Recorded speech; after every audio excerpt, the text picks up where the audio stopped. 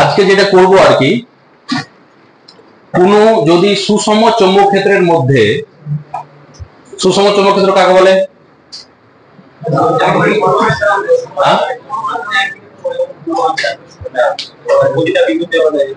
প্রত্যেকটা বিন্দুতে চৌম্বক ক্ষেত্র কি হবে?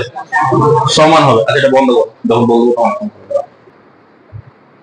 তাহলে আজকে আমরা যেটা করব সেটা কি, কোন সুষম চৌম্বক ক্ষেত্রে, লিখো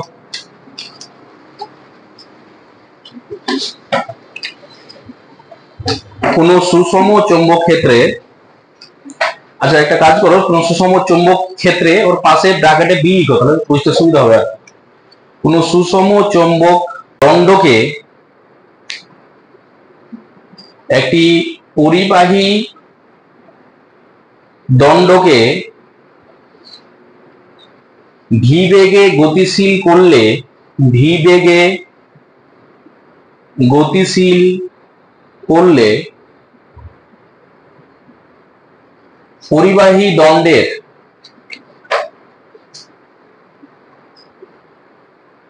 গতিশীল করলে পরিবাহী দণ্ডের দুই প্রান্তে আবিষ্ট তড়িৎ চালক বল নির্ণয়, আবিষ্ট তড়িৎ চালক বল নির্ণয়।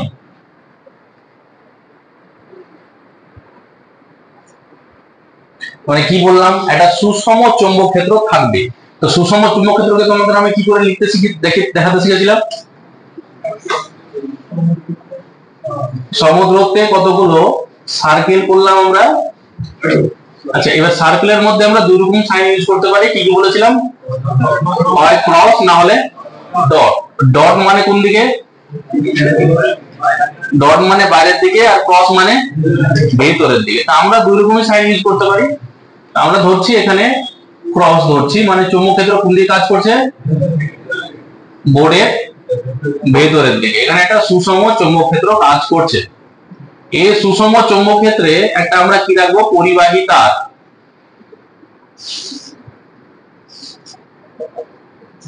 তাহলে এটা হলো আমাদের সুষম চৌম্বক ক্ষেত্র।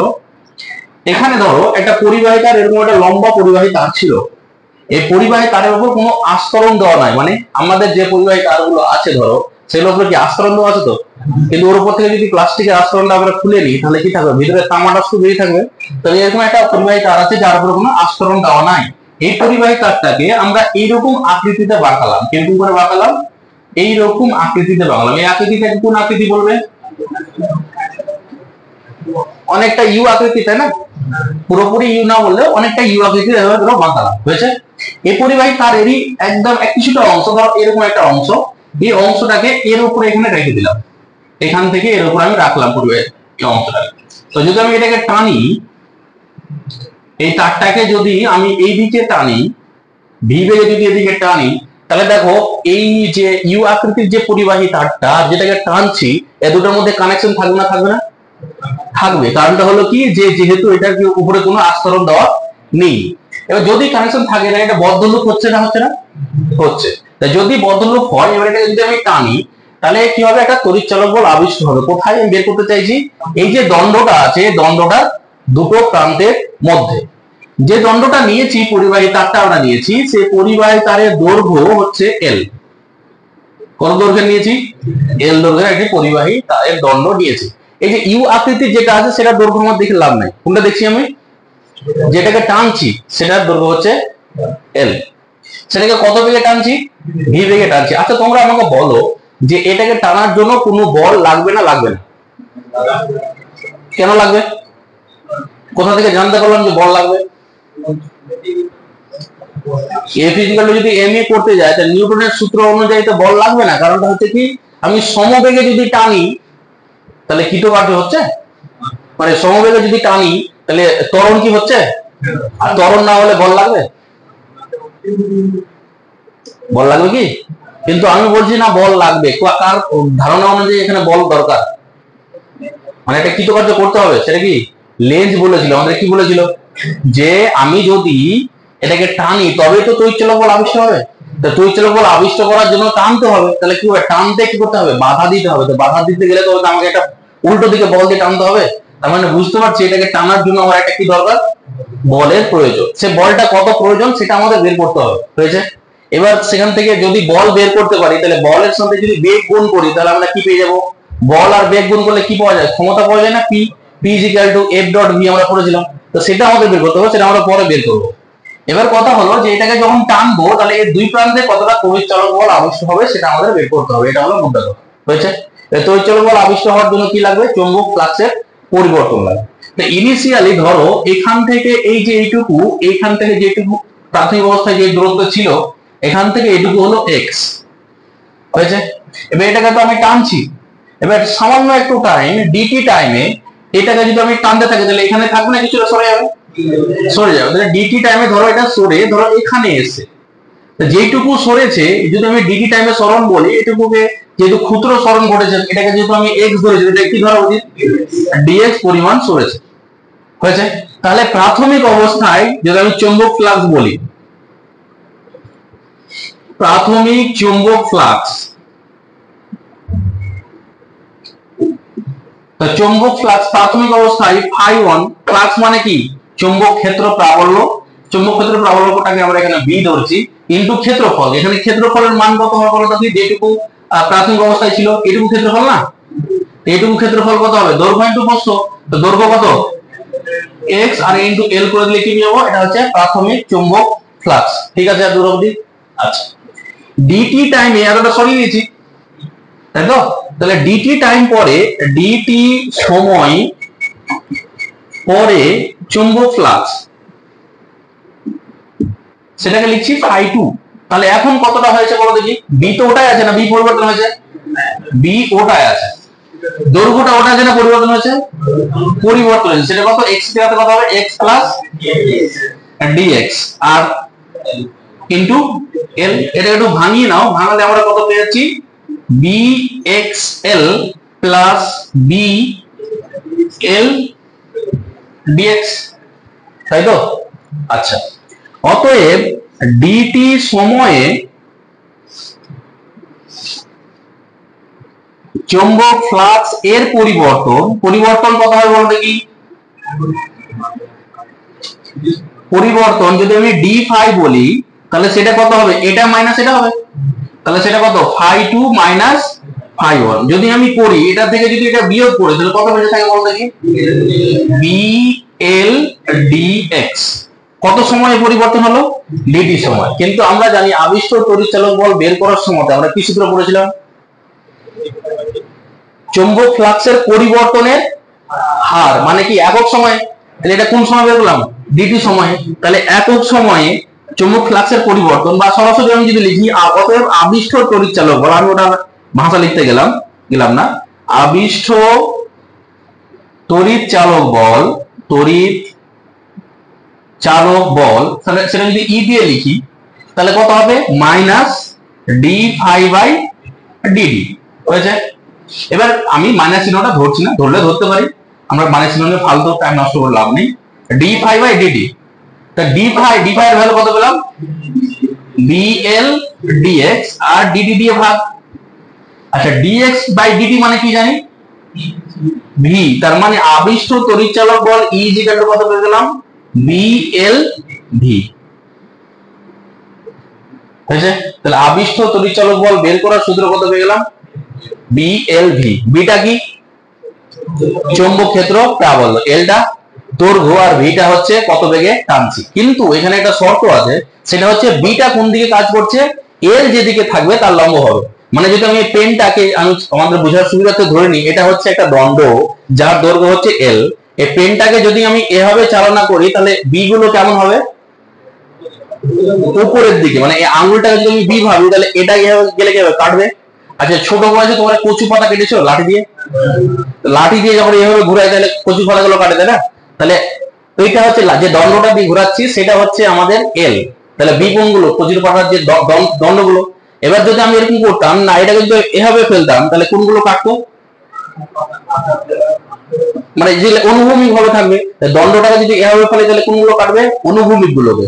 আর দণ্ডটাকে যদি এভাবে চালাই তাহলে কোনগুলো কাটবে, উলম্ব গুলোকে। এটা আমাদের কাজে লাগবে, একটু পরে আমরা শিখবো, এটা কি আমাদের তখন কাজে লাগবে। তাহলে এখানে মনে রাখতে পারছি কি যে বিটা আর এলটা এমন ভাবে থাকছে যাতে বি এর সাথে কি হয়, লম্ব হয়। ভিটা হচ্ছে বেগ, তাই তো, তিনটা একই দিকে বেগ। আচ্ছা, এবার এই জায়গাতে অনেক জায়গায় আমাদের দরকার পড়ে যে যদি দণ্ডটা এরকম সোজা না হয়ে যদি দণ্ডটা ধরো এরকম আঁকা বাঁকা হতো, এরকম আঁকা বাঁকা আকৃতির হতো, তাহলে এল কি হতো। এখন দেখো এল এর কথা যখন বলেছি তাহলে এলটা এইখানে আর এইখানে এই দুটো প্রান্তের মধ্যে দৈর্ঘ্য নিয়ে যায়। তাহলে যদি আমি এরকম আঁকা বাঁকাও দণ্ড নিই তবুও কি হবে, এল এর ভ্যালু কত হবে, এই প্রান্ত দুটোর মধ্যে দূরত্ব মানে এই বিন্দু আর এই বিন্দুর মধ্যে যে দূরত্বটুকু পাবো সেটা হবে এল। তাহলে এটার জন্য যা এল এটার জন্য এল আলাদা হবে নাকি হবে, একই হবে। তাহলে যদি একটা দণ্ড ধরো এইরকম আকৃতির থাকে তাহলে এল কোনটা হবে বলো দেখি, এই দুটো যুক্ত করলে যেটা পাবো সেটাই হবে আমাদের এল। এটা কিন্তু হবে না, যেটা বাঁকা ছিল সেই আকৃতির উপর নির্ভর করবে না, কার উপর নির্ভর করবে, প্রান্ত বিন্দু আর অন্তিম বিন্দু। এবার তোমরাই বলো যদি আমি একটা পরিবাহী তার ধরো এরকম যদি আকৃতির নিই যে প্রান্ত বিন্দু দুটো এক জায়গায় যুক্ত করে দিয়েছি তাহলে এল এর ভ্যালু কত হয়ে যাবে, জিরো। তাহলে এল এর ভ্যালু জিরো যদি হয় তাহলে ই এর ভ্যালু কত হবে, জিরো। তাহলে আমরা যদি এখান থেকে একটা কথা লিখি, কোন বদ্ধ লুপকে যদি চৌম্বক ক্ষেত্রে গতিশীল করায় তাহলে তার উপরে আবিষ্ট তড়িৎচালক বলের মান কত হবে, শূন্য। তাহলে এই কথাটা আমরা লিখে নেব, কোন বদ্ধ লুপের কোন বদ্ধ লুপ বা এভাবে লিখো, কোন বদ্ধ লুপকে চৌম্বক, এখানে সুষম চৌম্বক ক্ষেত্র লেখালে বেশি বেটার হয় আর কি। কোন বদ্ধ লুপকে চৌম্বক ক্ষেত্রে গতিশীল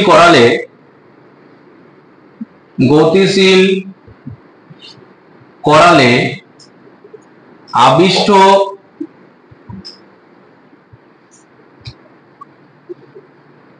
তড়িৎ চালক বল কত হয়, জিরো হয়। এটা একটা খুব ইম্পর্টেন্ট পয়েন্ট আর কি, এটা আমাদের কাজে লাগে। আর এটা হচ্ছে আবিষ্ট তড়িৎ চালক বল E = BLV।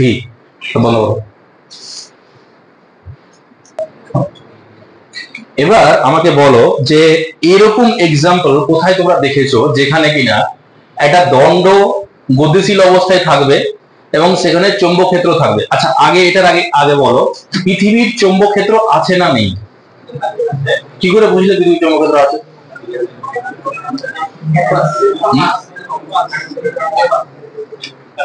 কাঁটা কম্পাসের সাহায্যে কি করে বুঝলে যে পৃথিবীর চৌম্বক ক্ষেত্র আছে,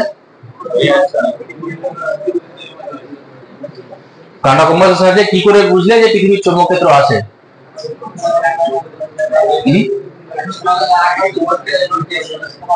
হ্যাঁ মানে দেখো এখানে যদি আমি একটা কাঁটা কম্পাসকে রাখি তাহলে সে কি যে কোনো দিকে থাকবে না, একটা নির্দিষ্ট দিকে গিয়ে দাঁড়াবে, একটা নির্দিষ্ট দিকে মানে উত্তর দক্ষিণ দিক বরাবর দাঁড়াবে। এবং তাহলে ওই উত্তর দক্ষিণ দিক বরাবরই কেন দাঁড়াচ্ছে, কেউ নিশ্চয় বাধ্য করেছে দাঁড়াতে, মানে নিশ্চয় এখানে কোনো না কোনো ক্ষেত্র আছে যে ক্ষেত্রের প্রভাবে সে উত্তর এবং দক্ষিণ দিক বরাবর দাঁড়াতে বাধ্য হচ্ছে।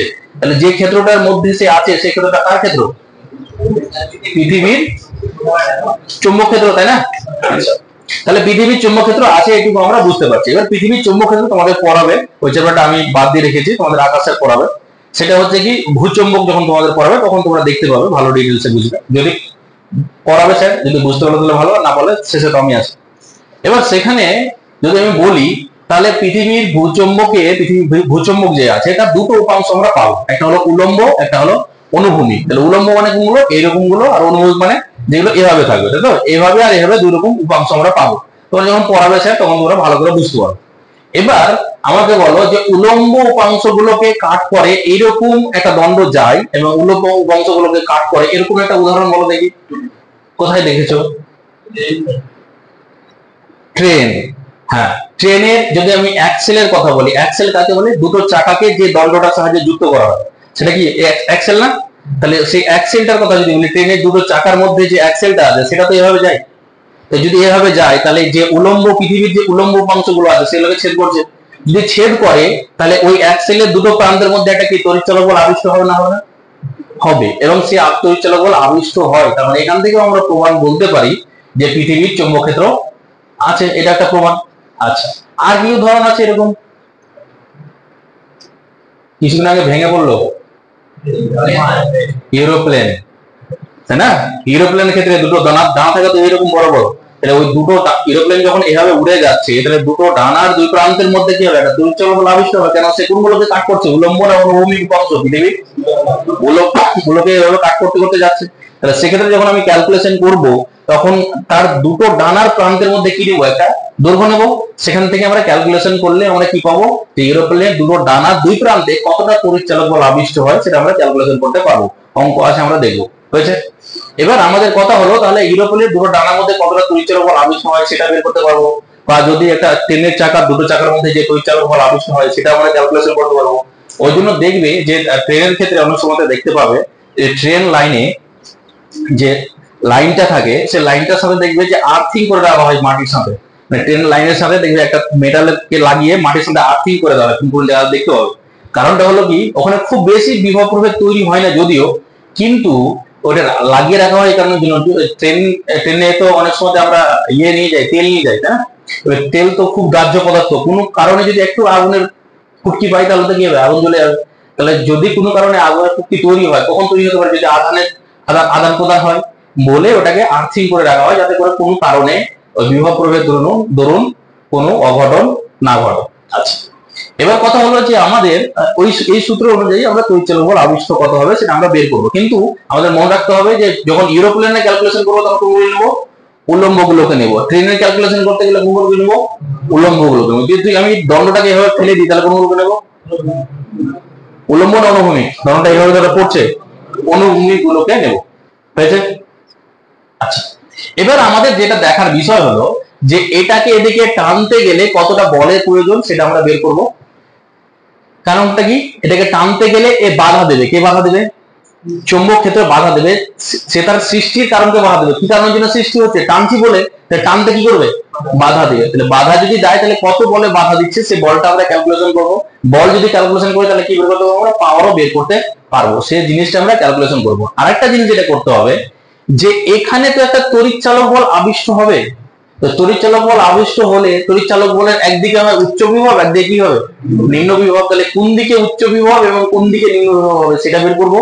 আর এটা বের করবো যে তড়িৎ প্রবাহ যে এখানে আবিষ্ট হবে সেটা কোন দিক থেকে কোন দিকে? উপর দিক থেকে নিচ দিকে, আর নিচ দিক থেকে উপরের দিকে। এটা আমরা বের করবো। এই চ্যাপ্টারের সবচেয়ে ভাইটাল এবং সবচেয়ে ইম্পর্টেন্ট পয়েন্ট এই জায়গাটা, যেটা এখন করাচ্ছি, যেটা ভালো করে বুঝতে হবে, যেটা অনেকেই বুঝতে পারে না বলে অঙ্ক কিন্তু ভুলভাল করে। কারণ এখানে হাত দিয়ে আমাদেরকে বের করতে হবে যে কোন দিকে তড়িৎ প্রবাহ আবিষ্ট হবে, কোন দিকে উচ্চ হবে এবং কোন দিকে নিম্ন হবে। এই জায়গাটা খুব বুঝার একটা জায়গা।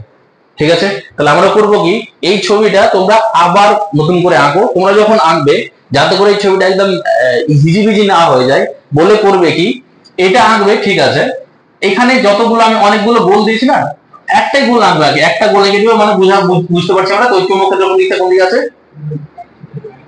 বাইরের দিক থেকে ভিতরের দিকে। এটা বোঝার জন্য একটাই গোল আঁকবে, তাহলে ছবিটা তোমাদের ক্লিন হবে। ঠিক আছে? এটাকে একটু ছবিটা একটু বড় করে আঁকার চেষ্টা করবে। এই দণ্ডটা আঁকো, এদিকে ভিটাকে দেখে ছবিটা আবার নতুন করে আঁকো। হয়েছে? তাহলে এবার আমরা যেটা বের করব, যে সুষম চৌম্বক ক্ষেত্রে ওই দণ্ডটা যেটা গতিশীল করছিলাম সেটাকে গতিশীল করার জন্য কতটা বলের প্রয়োজন। তো ছবিটা যাতে আমাদের ঘিঞ্জি না হয়ে যায় বলে আমি একটাই চৌম্বক ক্ষেত্র দেখালাম। মানে চৌম্বক ক্ষেত্রে এই ছবি অনুযায়ী কোন দিকে কাজ করছে? বাইরের দিক থেকে ভিতরের দিকে। এখানে পুরোটাতে সুষম চৌম্বক ক্ষেত্র আছে। ছবিটা যেন আমাদের একদম ক্লিয়ার থাকে বলে আমি একটা এঁকেছি। এর মানে এই না যে শুধুমাত্র এখানে আছে, পুরোটাতে কিন্তু আছে। এটাকে আমরা কোন দিকে গতিশীল করছি? আগের মতো বোঝার জন্য এদিকে গতিশীল করছি ভি বেগে। দণ্ডটার দৈর্ঘ্য এখান থেকে এইটুকু দৈর্ঘ্য কত? এল। আচ্ছা, এবার আমরা চাইছি যেটা বের করতে চাইছি, এই দণ্ডটাকে এদিকে গতিশীল যদি আমি করতে চাই তাহলে গতিশীল করতে বাধা দেবে। কারণটা কি? যেমন লেন্জ আমাদেরকে বলেছিল কি, যে সে তার সৃষ্টির কারণকে বাধা দেবে। এখানে যে তড়িৎচালক বল আবিষ্ট হচ্ছে সেটা দণ্ডটা গতিশীল থাকার দরুন যেহেতু হচ্ছে, তাহলে গতিশীল অবস্থায় থাকতে কি করবে? বাধা দেবে। বা গতিশীল হতে পারে, বাধা যদি দেয় তার মানে আমাকে একটা বল দিয়ে তাকে গতিশীল করতে হবে। সে বলটা কত সেটা আমরা বের করতে চাইছি। সেই বলটা বের করার জন্য আমরা কি করে বের করব? সেটা বের করার জন্য আমরা মনে করলাম যে এখানে এক বদ্ধলূপ যেটা আছে তার এখানে কিছুটা রোধ আছে আর কি। রোধ লিখছি এই কারণের জন্য যে আমাদের তড়িৎ প্রবাহ বের করতে হবে বলে আমরা রোধ লিখছি। ঠিক আছে, এবার তাহলে কত মানের বল কাজ করবে সেটা আমাদের বের করতে হবে। তাহলে আগে বলো আবিষ্ট তড়িৎচালক বল আমরা কত বের করলাম, এটাকে যদি ভি বেগে গতিশীল করে এখানে যে চুম্বক ক্ষেত্র আছে সেটার মান বি যদি হয় তাহলে এটা হবে আবিষ্ট তড়িৎচালক বল। তাহলে যদি আমি বলি আবিষ্ট প্রবাহ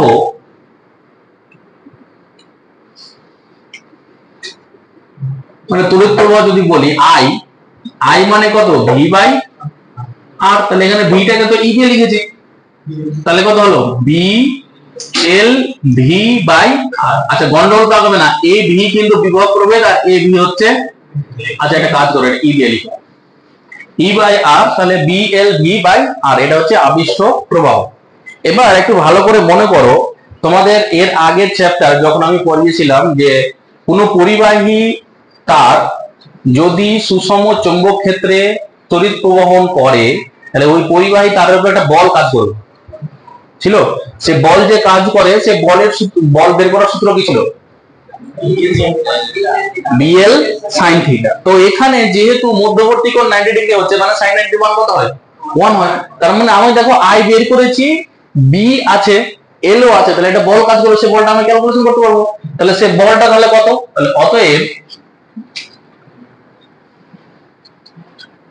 গতিশীল করার জন্য প্রয়োজনীয় বল এফ সমান আমরা কি জানি B B I into L. তাহলে বি আই এর মান কত বের করলাম, এটা B L V by R into কত এল, তাহলে কত কত পেয়ে যাচ্ছি আমরা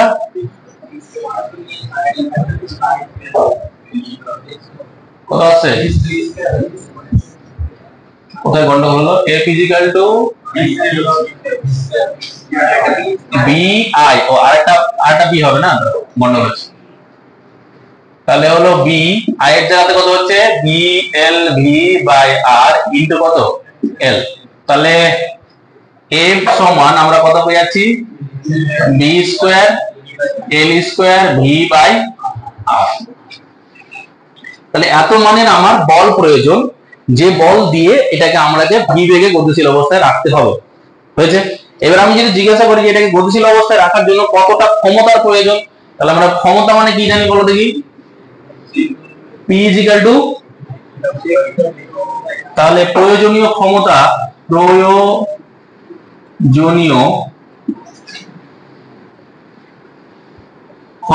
পাওয়ার ইজিক্যাল টু কত এফ ডট ভি ছিল, তো মধ্যবর্তী কোণ যেহেতু 0 ডিগ্রি তাহলে এফ এর মান কত হচ্ছে B square L square V by R into V.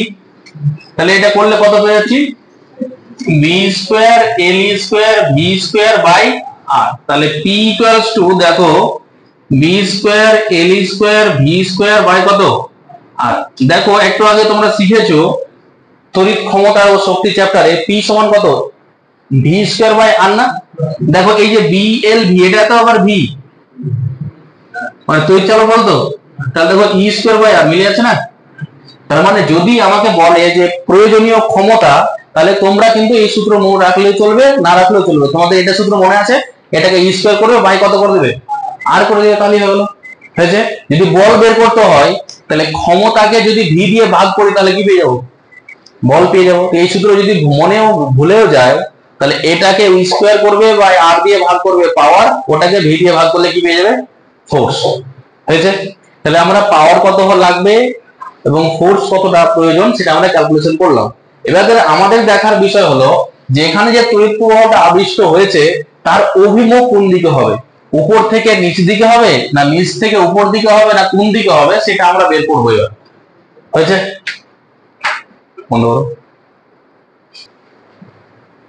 আচ্ছা তোমাদের যখন প্রথম চ্যাপ্টারটা করিয়েছিলাম চৌম্বকের, তখন আমি কি বলেছিলাম যে যদি কোনো একটা পরিবাহী তার সুষম চৌম্বক ক্ষেত্রে গতিশীল অবস্থায় থাকে তাহলে তার উপর একটা বল কাজ করবে, সেটাকে বের করার জন্য কি উপায় বলেছিলাম যে কি হবে অভিমুখ বের করা যাবে, কি দিয়ে বের করছিলাম অভিমুখটা,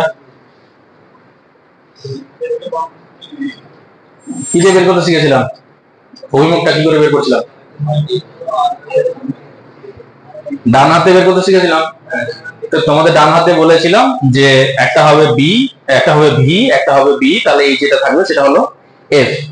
আর আরেকটা উপায় বলেছিলাম তোমাদের ক্লাসে, যে এটার করলেও চলবে বা ফ্লেমিং এর বাম হস্ত নিয়ম করলেও চলবে। এবার ফ্লেমিং এর বাম হস্ত নিয়মের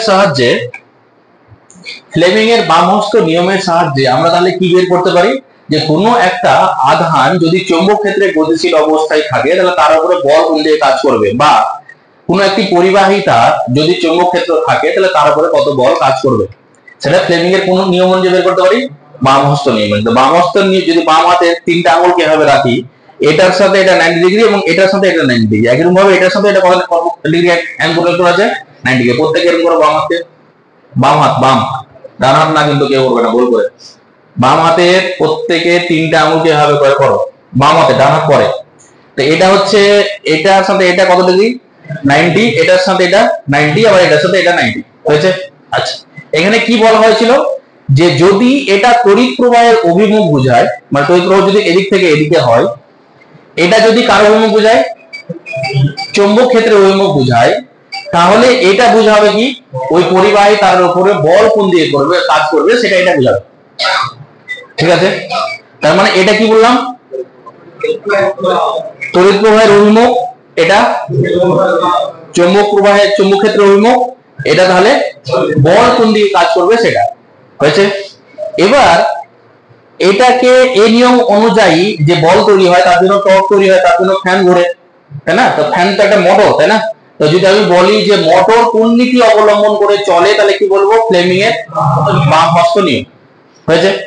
এবার যদি উল্টো ঘটনাটা বলি, এটাকে একটা উল্টে দাও, উল্টে দিলে কি হবে, চৌম্বক ক্ষেত্রের দিকে ঠিক আছে, যে তড়িৎ প্রবাহ ছিল এখানে, তড়িৎ প্রবাহ ছিল না, তৈরি হয়েছে, তড়িৎ প্রবাহ এদিকে আবিষ্কার হয়েছে, তাহলে বল কোন দিকে কাজ করবে, মানে পরিবাহী তারটাকে কোন দিকে টানতে হবে। ব্যাপারটা হচ্ছে এরকম, যে যদি একটা পরিবাহী তারকে আমি সুষম চৌম্বক ক্ষেত্রে গতিশীল করাই, তাহলে কি হবে, ওই পরিবাহী তারের মধ্যে একটা তড়িৎ চালক বল আবিষ্ট হবে, তার দরুন ওর মধ্যে একটা তড়িৎ প্রবাহ আবিষ্ট হবে।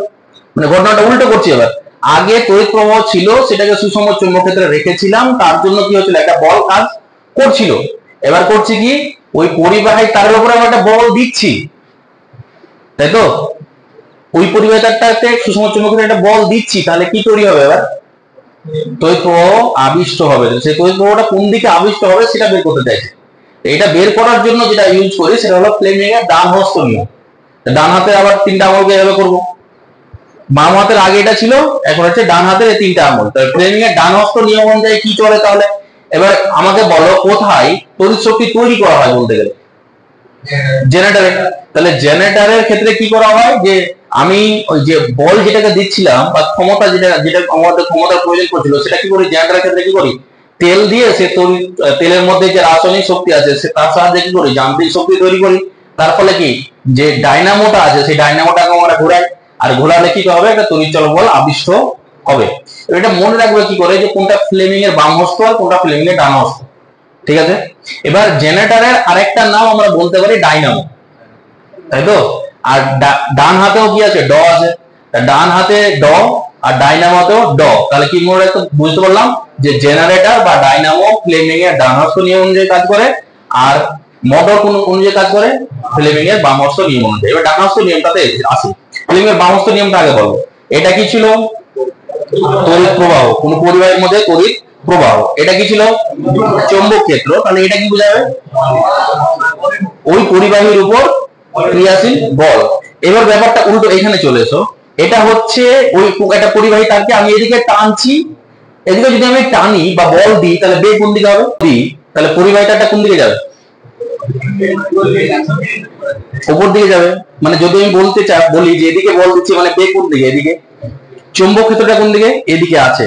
তাহলে এখন তড়িৎ চালক বল আগে আবিষ্ট হবে, তার জন্য তড়িৎ প্রবাহ আবিষ্ট হবে। তো তড়িৎ প্রবাহ তাহলে কোন দিক থেকে কোন দিকে আবিষ্ট হবে, এদিক থেকে এদিকে আবিষ্ট হবে। এখানে কি ছিল, তড়িৎ প্রবাহ ছিল, চৌম্বক ক্ষেত্র ছিল, বল তৈরি হচ্ছিল।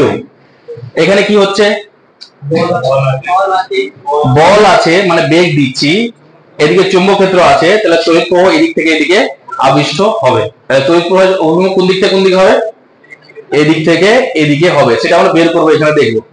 এবার আমার কথা হলো যে যখন আমি এটা ইউজ করছি তাহলে তড়িৎ চালক বল আবিষ্ট হয় কোথায়? ব্যাটারির মধ্যে। তো তাহলে আমি মনে ভাবতে পারি এটা হচ্ছে একটা ব্যাটারি যে কিনা তড়িৎ চালক বল সৃষ্টি করছে। এবার ব্যাটারির মধ্যে তড়িৎ প্রবাহ কোন দিক থেকে কোন দিকে হয়? ভিতর তড়িৎ অভ্যন্তরীণ বর্তনী একটা বলি, একটা বহির্বর্তনী বলি। তাহলে অন্তর্বর্তনীতে ব্যাটারির ভিতরে তড়িৎ প্রবাহ কোন দিক থেকে কোন দিকে হয়? নিম্ন বিভব থেকে উচ্চ বিভবে না উচ্চ বিভব থেকে নিম্ন বিভবে? ব্যাটারির মধ্যে নিম্ন বিভব থেকে উচ্চ বিভবে। তাহলে নিম্ন বিভব থেকে উচ্চ বিভবে তড়িৎ প্রবাহ হবে। তাহলে কোন দিকে হবে সেটা আমরা দেখবো। যদি আমি বলি এখান থেকে যখন আমি বলছি যে তড়িৎ প্রবাহ এদিক থেকে এদিকে আবিষ্ট হবে, তাহলে এখান থেকে এদিকে যখন আবিষ্ট হচ্ছে তাহলে দেখবো আমরা উচ্চ বিভব থেকে নিম্ন বিভবে কোন দিকে হচ্ছে। হয়েছে? এটার সাথে মিলাও। প্রত্যেকে ডান হাত এ করো, তিনটা আঙুলকে এভাবে করো। ডান হাতে, বাম হাতে না। বারবার বলছি ডান হাত, বাম হাত কে করেছো? ডান হাত। এবার ডান হাতের এই ছবিতে চুম্বক ক্ষেত্র কোন দিকে আছে? চুম্বক ক্ষেত্র কোন দিকে? ভেতরের দিকে। বাকি আঙুলগুলো কোন দিকে থাকছে দেখে লাভ নাই, আগে এই আঙুলটাকে যেটা চুম্বক ক্ষেত্র বোঝাচ্ছে সেটাকে ভিতর দিয়ে করো। এটা ভেতর দিয়ে করেছো? কোনটা আঙুলকে ভেতর দিয়ে করবো? এই আঙুলটাকে, যেটা তর্জনী বলি আর কি। তাহলে কোন দিকে রেখেছি? এদিকে। বাকি আঙুলগুলো কোন দিকে আছে আবার দেখছি না, পরে দেখছি। বুঝলে? তো এটাকে ভেতর দিকে করলাম, যেহেতু চুম্বক ক্ষেত্র কোন দিকে আছে? ভিতরের দিকে। আচ্ছা, পরিবাহী তারটা গতিশীল হয়েছে কোন দিকে? এইদিকে। তাহলে এটা কি বোঝায়? পরিবাহী তারের গতির অভিমুখ ভি। এই আঙুলটাকে এদিকে ঘোরাও। তাহলে হাতটা করলে কেমন হচ্ছে? এরকম হচ্ছে না? হয়েছে? তাহলে এটা হচ্ছে ভি আর এটা হচ্ছে বি। তাহলে তড়িৎ প্রবাহ কোন দিক থেকে কোন দিকে হবে? এই দিক থেকে এইদিকে। তাহলে এদিক থেকে এদিকে মানে কি? পরিবাহী তার কোন দিকে? নিচ দিক থেকে উপরের দিকে। তাহলে এখানে তড়িৎ প্রবাহ কোন দিক থেকে কোন দিকে হবে? এই নিচের দিক থেকে উপরের দিকে। হয়েছে? প্রত্যেকে বুঝতে পেরেছো? আবার না হলে মিলাও। চুম্বক ক্ষেত্র কোন দিকে? ভেতরের দিকে। এটা ছড়ছে কোন দিকে? এদিকে। তাহলে এটা আঙুল কোন দিকে যাবে? নিচ দিক থেকে উপরের দিকে। তাহলে এদিক থেকে এদিকে যাবে তড়িৎ প্রবাহ। এবার এটা যেহেতু কি, এটা একটা ব্যাটারির মতো যেহেতু কাজ করবে, তো ব্যাটারিতে তড়িৎ প্রবাহ কোন দিক থেকে কোন দিকে হয় বললাম? অন্তর্বর্তনীতে নিম্ন বিভব থেকে উচ্চ বিভবে। তাহলে এদিকটা হবে আমার লো পোটেনশিয়াল। এটা ভালো করে লিখবে খুব। এটা হলো লো পোটেনশিয়াল। এটা কি হবে? High potential. তার মানে আমি যদি বলতে চাই তাহলে আমার আঙুলের এই দিকটা, এই জায়গাটা হবে কি? লো পোটেনশিয়াল। আর এই মাথাটা কি হবে? High potential. হয়েছে? এটা আমাদের খুব কাজে দরকার পড়বে যে কোনটা লো আর কোনটা হাই পোটেনশিয়াল। আমাদের অঙ্ক দেবে যখন, তো এটা বের করতে হবে। কিভাবে বের করতে শিখলাম? ডান হাতে তিনটা আঙুল দিয়ে যেভাবে বের করতে শিখলাম সেভাবে কিন্তু পরীক্ষার হলে বের করতে হবে। হয়েছে এত অবধি? তাহলে এটাকে ভালো করে টুকে নাও। আচ্ছা, এই যে এলপি লিখলাম, এলপি মানে কি বললাম? লো পোটেনশিয়াল। লো পোটেনশিয়ালের বাংলা। আর এইচপি মানে হাই পোটেনশিয়াল, মানে উচ্চ বিভব। আচ্ছা, কোন দিক থেকে কোন দিকে হবে সেটা আমরা বের করতে পারবো এই ফর্মুলা অনুযায়ী। তাহলে আমাদের এখান থেকে কি কি বের করতে দিতে পারে? কতটা আরেক তড়িৎচালক বল আবিষ্ট হবে সেটা, কত প্রবাহ তৈরি হবে সেটা, আবিষ্ট প্রবাহ, কত বল সেটা, আর না হলে কত ক্ষমতা সেটা। তোমাদের পরীক্ষা অনুযায়ী, তোমাদের বোর্ডের পরীক্ষা অনুযায়ী এটা ঠিক আছে। কিছু কিছু ক্ষেত্রে এত অবধি, এতদূর বা এতদূর অবধি দেওয়ার চান্স খুব কম। নিট বা আইআইটি ভাইটির জন্য এই দুটো ঠিক আছে। হয়েছে? আচ্ছা, এবার কথা হলো যে এবার ব্যাপারটা ভালো করে দেখো। আমি যেটা বলছিলাম যে যদি আমি পরিবাহী এটাকে এভাবে চালনা করি তাহলে দুটো প্রান্ত দেখো একই রকম ভাবে যাচ্ছে। এদিকে যত যতটা সরছে এই অতটা সরছে। কিন্তু আমি যদি ফ্যানের পাখার একটা পাখার কথা ভাবি তাহলে কি হচ্ছে বলো দেখি? একটা পাখা, একটা প্রান্ত এরকম আছে আর একটা প্রান্ত ঘুরছে। এই দুটো প্রান্ত কি ঘুরছে? মানে এই প্রান্তটা সরছে কিন্তু এই প্রান্তটা ওখানে আছে। মানে যদি এরকম হয় যে একটা দণ্ড একটা বিন্দুকে অক্ষ করে, একটাকে অক্ষ করে যদি এভাবে ঘুরে, তাহলে এরও দুই প্রান্তে একটা তড়িৎচালক বল আবিষ্ট হবে যদি সে এদিকে চুম্বক ক্ষেত্র এদিকে বরাবর থাকে। এবার আবিষ্ট হলে সেখানে যে সূত্রটা, সেখানে কি এই সূত্রটা ব্যবহার করতে পারবো? কেন ব্যবহার করতে গেলে কি দুই প্রান্ত কি একই বেগে গতিশীল আছে? এই প্রান্ত গতিশীল কিন্তু এই প্রান্ত গতিশীল নেই। তাহলে কি সেখানে কি উপায় অবলম্বন করা যেতে পারে? ধরো একটা ফ্যানের যে কোনো একটা কথা বা পাখা, তিনটা পাখার মধ্যে যে কোনো একটা পাখার কথা ধরো ভাবছি, তাহলে সেক্ষেত্রে কি করতে হবে? দেখো, একটা প্রান্ত যদি আমি এটা ভাবি, ভালো করে লক্ষ্য করে দেখি, একটা প্রান্ত দেখো স্থির আর একটা প্রান্ত কি করছে? মুভ করছে। তাহলে এখানে যদি আমি ক্যালকুলেশন করতে যাই তাহলে এখানে গড় বেগ ধরে নিলে হবে না? আমি যদি গড় বেগটা ধরে নিই তাহলে কি হবে? সুবিধা হবে ক্যালকুলেশন করতে। তাহলে এই ক্ষেত্রে যদি এটা একটা ক্যালকুলেশন আছে, কিন্তু তোমাদের যেহেতু এমসিকিউ থাকবে, তোমাদের কি আর ডিরাইভ থাকবে? ডেরিভেশন থাকবে না। তো আমাদের মুদ্রা কথা হলো সূত্রটা মনে রাখতে হবে, কি করে অ্যাপ্লাই করতে হবে সেটা জানতে হবে। বলে আমি এটা বলছি যে আমরা এখানে গড় বেগ অ্যাপ্লাই করলে আমরা কি পেয়ে যাব, তড়িৎ চলবল আবিষ্কার করার ফর্মুলা আমরা পেয়ে যাব। তাহলে এই ক্ষেত্রে কি হবে, ধরো তাহলে এরকম একটা দণ্ড আছে, এটা হলো দণ্ড, এই দণ্ডের দৈর্ঘ্য এল ধরেছিলাম এখানে, তাহলে এখানেও এল ধরছি। কিন্তু তোমরা যখন একটা দণ্ড ঘুরবে, তাহলে ঘুরলে কেমন হবে, এরকম বৃত্তপথে ঘুরবে। তো বৃত্তপথে সাধারণত কি বলে দেয়, ব্যাসার্ধ বলে দেবে। তো ব্যাসার্ধটাই তাহলে কি বুঝতে মনে করতে পারছি আমরা কি, দৈর্ঘ্য। তাহলে ব্যাসার্ধটা কি হবে, দণ্ডটা দৈর্ঘ্য হবে। তাহলে এ ধরো এভাবে ঘুরছে, এবার যখন দণ্ডটা এভাবে ঘুরবে তখন তোমাকে নিশ্চয় ভি বলে দেবে না, কি বলবে, কত কৌণিক বেগে ঘুরছে, তাই না? তাহলে কৌণিক বেগ কি বলবে, ওমেগা বলবে। তাহলে যদি তড়িৎ চলক বল কতটা আবিষ্ট হচ্ছে সেটা যদি বের করতে হয়, এই সূত্র অনুযায়ী যদি বের করি, তাহলে ই ইকুয়াল টু কত হবে, বি এল, আর ভি এর জায়গাতে কত হবে, গড় বেগ, তাহলে ভি প্লাস 0 বাই কত হবে, 2 হবে। কেন কি বললাম, গড় বেগ আমাদেরকে ব্যবহার করতে হবে। তাহলে ই ইকুয়ালস টু কত পেয়ে গেলাম, বি এল ভি বাই 2। কিন্তু কি বললাম যে এই অঙ্কতে ভি বলে দেবে না, কি বলে দেবে, ওমেগা বলবে। তো তোমরা বলো ওমেগা আর ভি এর মধ্যে কি সম্পর্ক হবে, ভি ইকুয়ালস টু আমরা কত জানি, V is equal to omega into R. তো এখানে তো আর হবে না, কি হবে, এল হবে। তাহলে ভি ইজ ইকুয়াল টু কত, ওমেগা ইনটু এল। তো সেখানে যদি এটা পুট করে দিই তাহলে কত পেয়ে যাচ্ছি, বি এল, ভি এর জায়গাতে ওমেগা ইনটু এল বাই 2। তাহলে ই ইজ ইকুয়াল টু কত পেয়ে গেলাম, বি এল স্কয়ার, এটা হাফ করে দাও, ইনটু কত হবে, ওমেগা। এবার এখানে বিটা হচ্ছে চৌম্বক ক্ষেত্র, তা বললো এলটা হচ্ছে এই দণ্ডটার দৈর্ঘ্য, অনেক সময় কি বলবে, ব্যাসার্ধ বলবে, আর ওমেগাটা হচ্ছে কত কৌণিক বেগে ঘুরছে। কিন্তু এবার এই যখন অঙ্ক দেবে তখন ধরো বললে একটা ব্রেক ড্যান্সের কথা বলো, ব্রেক ড্যান্স দেখেছো, যেটা ঘুরে আর উপরে অনেকগুলো চেয়ারের মতো বসানো থাকে, যেটা চারদিকে যখন ঘুরে তখন আমরা চারদিকে ছিটকানোর মতো বল অনুভব করি, তাই না? বা বলতে গেলে সস্তা পুষ্টিকর, মেলাতে তোমরা ছোট বয়সে চেপেছিলে আর কি, গোল একটা রিং থাকে, ওর উপরে অনেকগুলো হাতি তারপরে ঘোড়া এরকম থাকে, ওর উপর চেপে ঘোরায় আর কি, তাই না? তো ওটা অনেকটা ভাবতে পারি আর কি, যে এইখান থেকে এই যে দূরত্বটুকু, তাই না, এটা হচ্ছে কি এল বা আর। তো যখন বলবে ধরো ব্রেক ড্যান্সের কথা যদি বলি, তাহলে ওর কি বলবো, ব্যাসার্ধ ধরবো, তাহলে দণ্ডটা কি ধরবো আমরা, ওই ব্যাসার্ধটা আরটা আমরা এখানে ধরবো, হয়েছে। ওই জন্য বেশিরভাগ অঙ্কতে এখানে বি এল স্কোয়ারের জায়গাতে আর স্কোয়ার ইউজ করে, আমরা করতে পারি, বা এল দিয়ে আমরা মনে রাখতে পারি, হয়েছে। তাহলে এখানে তড়িৎ চলক বল কোথায় কোথায় হবে, এই বিন্দু আর এই বিন্দুর মধ্যে একটা তড়িৎ চলক বল আবিষ্ট হবে। এবার বলো এর উদাহরণগুলো কোথায় কোথায় আছে, এরকম উদাহরণ কোথায় আছে, একটা বললাম ব্রেক ড্যান্সের কথা বললাম, আর ফ্যানের পাখা, আর নাগরদোলা, নাগরদোলা, হ্যাঁ হতে হবে নাগরদোলা, আর সাইকেলের চাকা হবে, সাইকেলের চাকা হবে না, হবে তো। আচ্ছা সাইকেলের চাকা কোনগুলো কাট করবে, যখন সাইকেলের চাকা ঘুরছে কোনগুলো কাট করছে, উলম্ব না অনুভূমিক, অনুভূমিক। সাইকেলের চাকা যখন ক্যালকুলেশন করবে অনুভূমিক গুলো লাগবে, ফ্যানের ক্ষেত্রে কোনগুলো লাগবে, উলম্ব, যেগুলো এরকম গোল নাগরদোলা ঘুরে সেগুলো জন্য কোনগুলো লাগবে, অনুভূমিক গুলো লাগবে, তাই না? ব্রেক ড্যান্সের ক্ষেত্রে উলম্ব, যখন কোনটা কখন লাগবে সেটা সেভাবে ক্যালকুলেশন করবো। কিন্তু যে ইটা পাচ্ছে সেটা কোন কোন বিন্দুর মধ্যে, এই বিন্দু আর এই বিন্দুর মধ্যে একটা তড়িৎ চলক বল আবিষ্ট হবে। এই ফর্মুলা অনুযায়ী আমরা সেই আবিষ্ট তড়িৎ চলক বলের মান নির্ণয় করতে পারবো।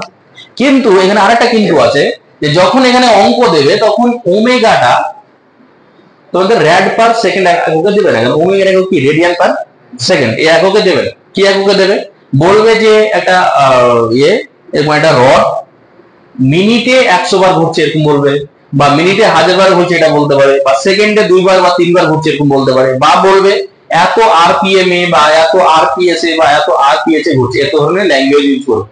তো তখন যদি থাকে তখন কি করে কনভার্ট করবো সেটা একটু দেখো। তো আমি যদি বলি আরপিএম, তোমাদের শিখেছিলাম ক্লাস 11 এ, ওই জন্য আমি টোটাল ডিটেইলসে যাচ্ছি না। আরপিএস মানে রোটেশন পার সেকেন্ড, তাহলে এনআরপিএস মানে 1 সেকেন্ডে কভার ঘুরেছে n বার। তাহলে যদি এখানে 120 আরপিএস থাকতো তাহলে 1 সেকেন্ডে কভার ঘুরেছে 120 বার, এটা থাকতে পারে। বা এখানে কি কি থাকতে পারে, আরপিএস থাকতে পারে, or সিপিএস থাকতে পারে। সিপিএস মানে সাইকেল পার সেকেন্ড, or এটাকে অনেক সময় হার্জ আমরা ইউজ করি, হার্জ থাক আরপিএস থাক বা সিপিএস থাক, যাই থাক না কেন, এরকম যদি থাকে তাহলে আমরা কি করে কনভার্ট করবো সেটা দেখবো। হলো, তাহলে সেটা হলে কি হবে, n ইনটু 1 পাক ঘোরা মানে কত, 2 পাই। কত সেকেন্ডে ঘুরছে, 1 সেকেন্ডে, তাহলে 1 দিয়ে কি হবে, ভাগ হবে, এত রেডিয়ান পার সেকেন্ড। যদি n আর pm থাকে, রোটেশন পার মিনিট, তাহলে কত হবে, n ইনটু 2 পাই, এখানে দেখবে মিনিট মানে 1 মিনিট মানে সেকেন্ডে যাও, কত হবে 60, তাহলে এখানে 60 দিয়ে ভাগ করে দেবো, এত রেড পার সেকেন্ড। আর যদি n আর rph থাকে, রোটেশন পার আওয়ার, তাহলে কত হবে, n ইনটু 2 পাই বাই কত, 3600, এত রেড পার সেকেন্ড।